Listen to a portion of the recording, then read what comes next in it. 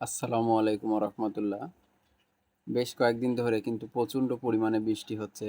দেখেন বৃষ্টির মধ্যেই ধান কাটা হচ্ছে।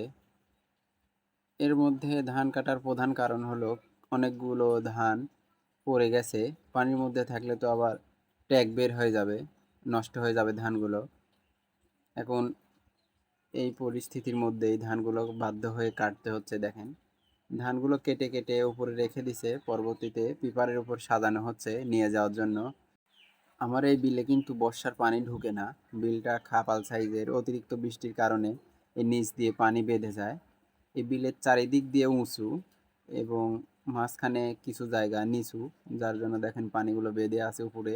এরকম কোনো সমস্যা নাই, পরবর্তী ভিডিওতে দেখাবো নি ইনশাল্লাহ। দেখেন ধানগুলো পিপারের ওপরে ওঠানো হচ্ছে, তারপরে এই পিপার টেনে নিয়ে গিয়ে উঁচু আইলে রেখে দেওয়া হচ্ছে যাতে পানি নিংড়িয়ে যায়। পানি নিংড়ানো হলে নিয়ে যাওয়া যাবে।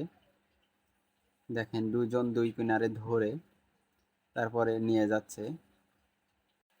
আল্লাহ যা করে ভালোর জন্যই করে, সামনে ভালো কিছু হবে ইনশাআল্লাহ। এইভাবে হালকা পানি নিংড়ানোর পরে ধানটা জল মাড়াই করে ঘরের মেঝেতেও রেখে দেওয়া যায়, তাহলে একবারে নষ্ট হবে না।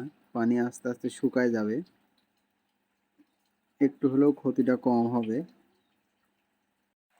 আমাদের বিলেই শুধু ধান নেই, এরকম বাংলাদেশের যত বিল রয়েছে প্রায় সব জায়গাতেই কিন্তু প্রচুর পরিমাণে ধান হয়েছে।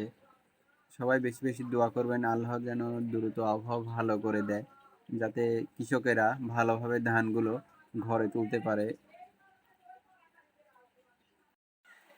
কৃষক বাঁচলে বাঁচবে দেশ, এই তো আমাদের সোনার বাংলাদেশ।